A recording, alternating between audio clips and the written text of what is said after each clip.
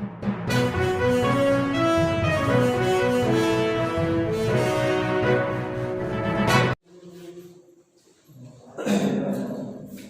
का लेक्चर रहेगा बेटा क्लास 11 सीबीएसई के स्टूडेंट्स के लिए।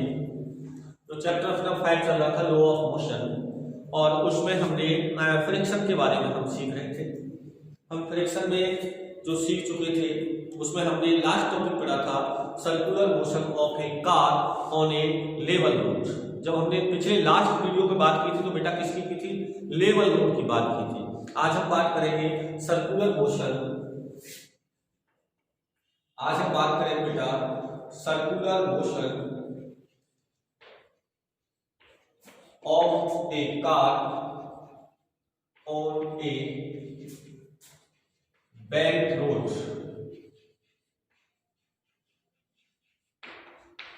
आज हम बात करेंगे बेटा circular motion of A car on A bank road.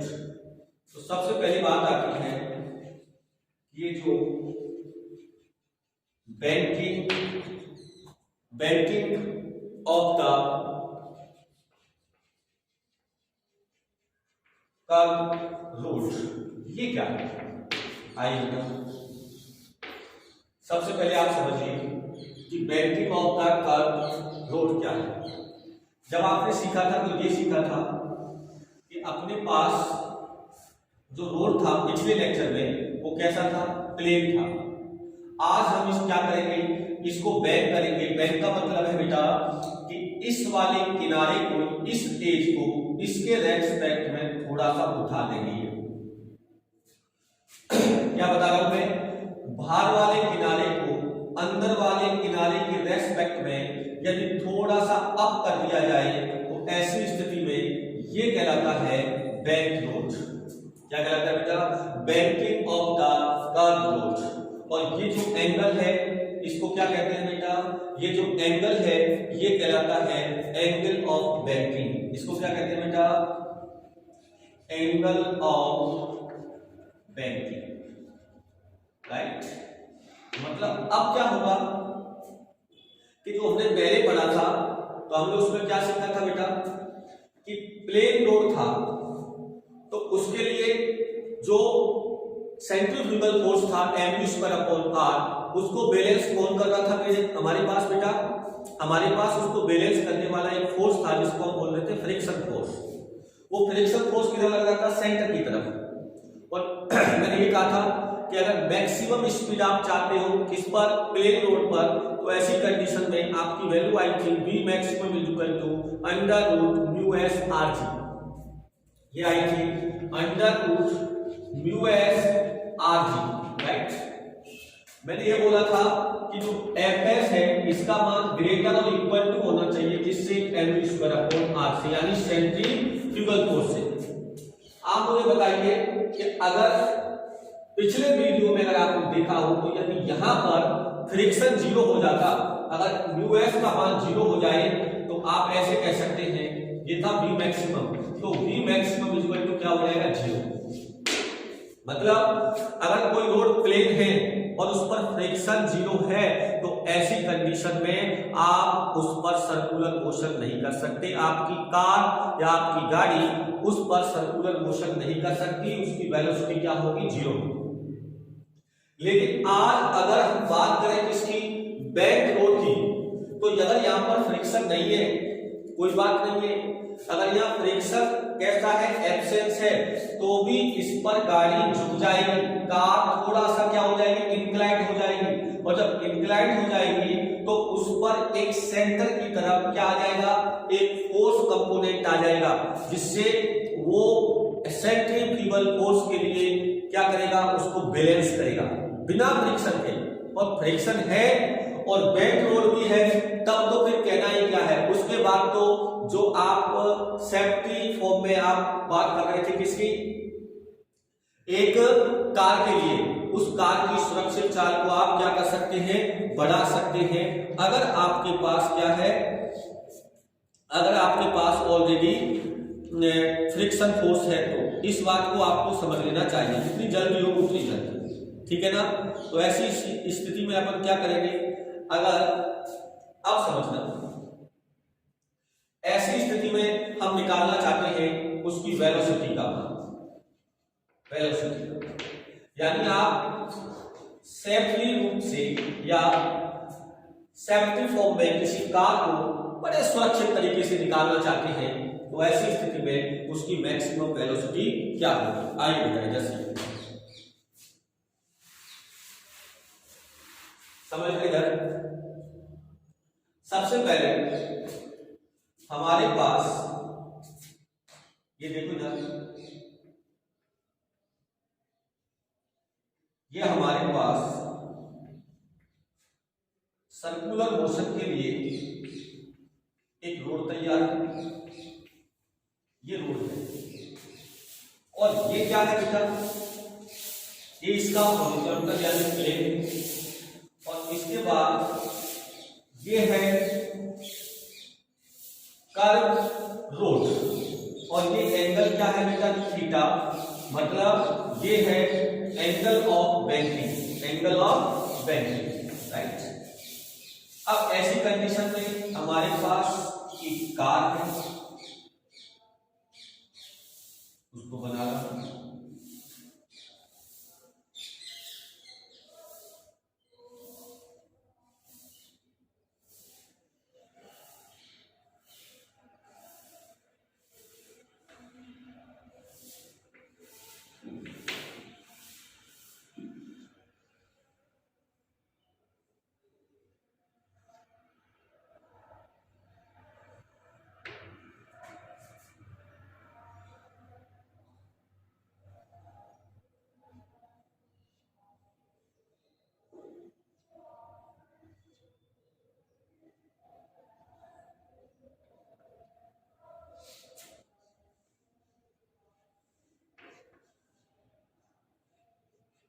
ये देखिए आज हमारे पास ये कार है। अब इसको आप अगर समझे ध्यान से तो देखिए इधर ये थोड़ा सा झुक गई है, और झुकने की वजह से क्या होगा, इसके लिए एक सेंट्रीपिटल फोर्स प्रोवाइड हो जाएगा। देखिए कैसे होगा, सबसे पहले हम बात करते हैं, सबसे पहले बेटा क्या आएगा, इसके लिए mg आएगा। सबसे पहले क्या आएगा बेटा, mg। mg किधर होता है, डाउनवर्ड, ये है बेटा mg, इसका वेट। और रिएक्शन क्या होती है बेटा, just perpendicular to the surface, ये है नॉर्मल रिएक्शन कैपिटल R। समझते चलना ध्यान से, राइट। यहां पर क्या होगा बेटा, ये एंगल क्या होगा, अभी कई बार बता चुके, ये थीटा है तो ये भी क्या होगा, थीटा होगा, ये समझते चलना। अब इसके अपोजिट क्या आएगा, इसके अपोजिट ये आ जाएगा, और अगर ये एंगल थीटा है तो एंगल ये भी क्या होगा, थीटा होगा। तो इसका ये कंपोनेंट ये वाले इधर आ जाएगा, तो ये r है तो ये हो जाएगा r cos theta, r cos theta, और ये क्या हो जाएगा बेटा, r sin थीटा। समझते चल रहे बेटा।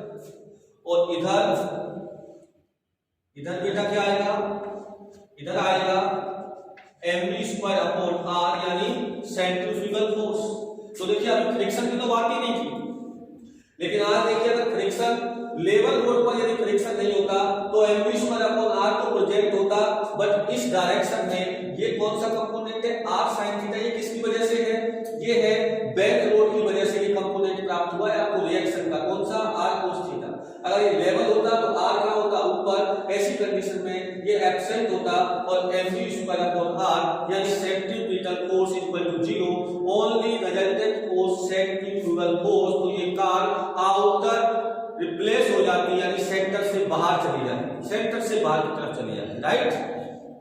अब बात आती है कि अगर इसमें फ्रिक्शन भी है, किस किस के, देखो ये क्या है बेटा, ये क्या है, यहां से अगर मैं ये बात करूं तो ये पहिए और सड़क के मध्य क्या है, फ्रिक्शन है। तो फ्रिक्शन की डायरेक्शन क्या होगी, ये वाली, ये देखो यहां भी दिखा सकते, लेकिन मैंने यहां मिड पॉइंट ये लिया है, ये मिड पॉइंट यहां ले लेता तो ये डायरेक्शन ये आ जाती, तो इसी के पैरेलल, यानी फ्रिक्शन क्या है, ये वाला, और इसी के पैरेलल ये आ जाएगा। और इस फ्रिक्शन को मैं लिख दूंगा Fs। क्या लिख दूंगा? Fs, static friction. और अब देखो बेटा, ये अगर Fs है तो ये एंगल क्या आएगा बेटा? थीटा। ये क्या आएगा? थीटा। तो इसका ये कंपोनेंट एक और आ जाएगा, इसको बोल देंगे Fs cos थीटा। और इस डायरेक्शन में ये आ जाएगा Fs sin थीटा। राइट बेटा, ये हमने बात की थी किसकी? जितने भी फोर्सेस पर लग रहे हैं उसको अप्लाई किया और उसके डिवाइड कंपोनेंट किए और इसके बाद हमने इसको देखा। अब देखिए, अगर आपकी समझ में डायग्राम आया कंप्लीटली तो इसकी बैलेंसिंग कंडीशन को हम कैसे शो करना है? तो देखिए इधर ये जो क्या है mv²/r, ये किसके इक्वल होगा? इन दोनों की डायरेक्शन सेम है, तो ये हो जाएगा बेटा यहां से क्या आ जाएगा? Fs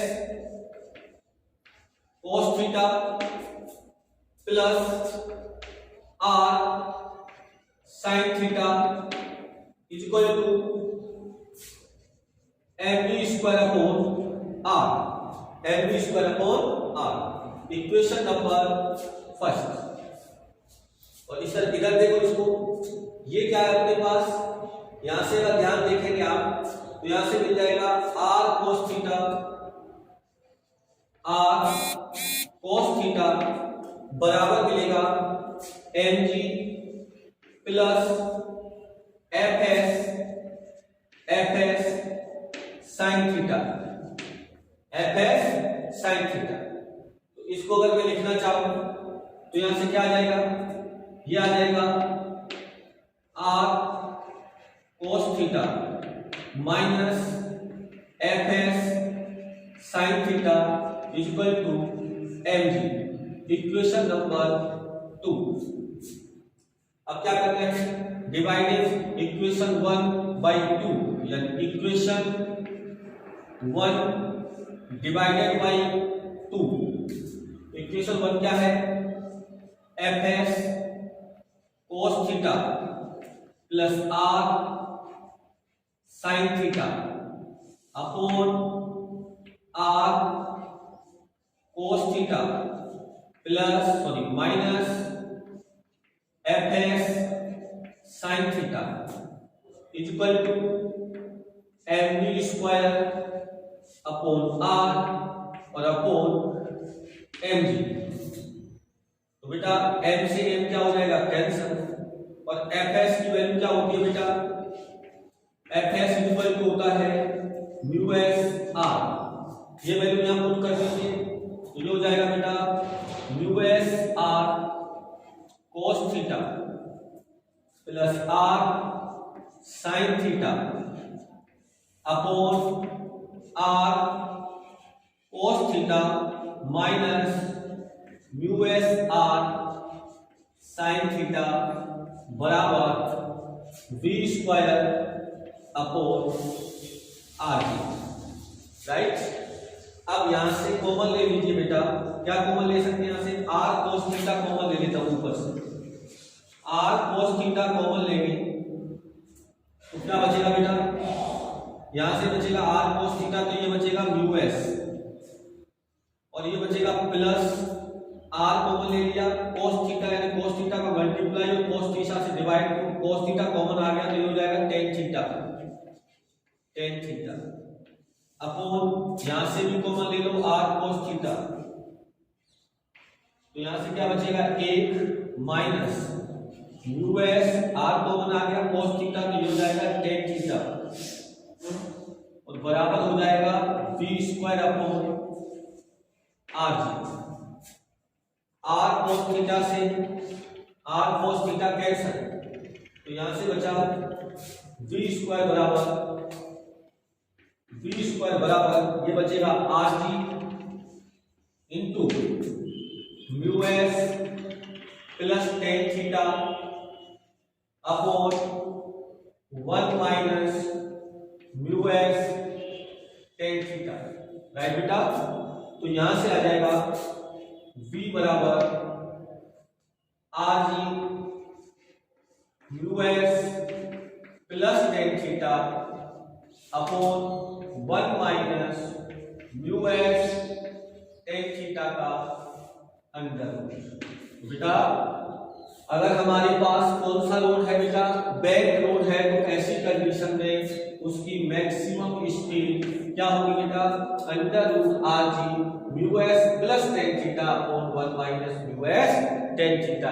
यानी पहले से ज्यादा, पहले क्या थी बेटा, पहले थी वी मैक्सिमम प्लेन लोड के लिए था under root mu s r g, यानी इससे ज्यादा स्पीड यहां प्राप्त होगी क्योंकि यहां पर म्यू एस का मान ग्रेटर देन होगा, यानी इस वाली वैल्यू की इससे ज्यादा होगी कंपेयर करेंगे तो वी मैक्सिमम प्लेन लोड की अपेक्षा किसी बैक लोड पर आप स्पीड को ज्यादा प्राप्त कर सकते हैं।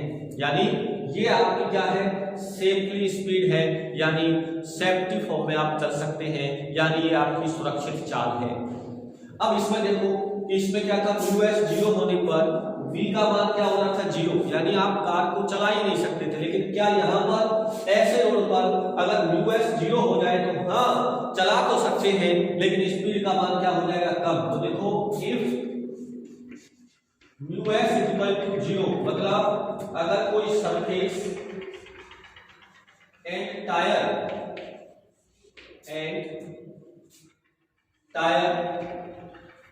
के बीच में फ्रिक्शन नहीं है, यानी फ्रिक्शन लेस, यानी आप म्यू एस इक्वल टू 0 रखेंगे तो यह आ जाएगा v equal to under root r g, और म्यू एस का मान क्या है बेटा, म्यू एस का मान बोलो, म्यू एस तो 0 है तो यहां से क्या बचेगा, टेन थीटा, क्या बचेगा, टेन थीटा, और 1 minus mu s equal to 0, तो ये 0, तो v बराबर क्या आएगा, under root r g tan theta, under root r g tan theta. यानी अगर फ्रिक्शन नहीं है तो भी ये किस पर डिपेंड कर रहा है, थीटा पर। और सपोज अगर थीटा का मान 0 हो जाए, थीटा का मान 0 होते ही टेन 0 का मान 0 हो जाएगा, तो v बराबर क्या हो जाएगा, 0। तो यहाँ पर वेलोसिटी सिर्फ किसकी वजह से प्राप्त हो रही है, बैक लोड की वजह से। जैसे इस वाले इक्वेशन में आप थीटा का मान 0 रख दो, ये मिल जाएगा। देखो थीटा 0 रखेंगे, टेन 0 का मान 0, ये 0, तो क्या मिल जाएगा, r mu g mu s r g, mu s r g. इस प्रकार हमने बेटा ये जो चैप्टर 5 था इसको हम पढ़ रहे थे, और ये अपना लास्ट टॉपिक था इस चैप्टर का 5 का। तो आज अपने पास चैप्टर 5 कंप्लीट हो जाता है, और इसका न्यूमेरिकल जो सेक्शन है उसको आप ट्राई करें, और जिस दिन हम प्रॉब्लम क्लास में सामने होंगे तब आपको इनकी न्यूमेरिकल प्रॉब्लम को सॉल्व कर देंगे। धन्यवाद।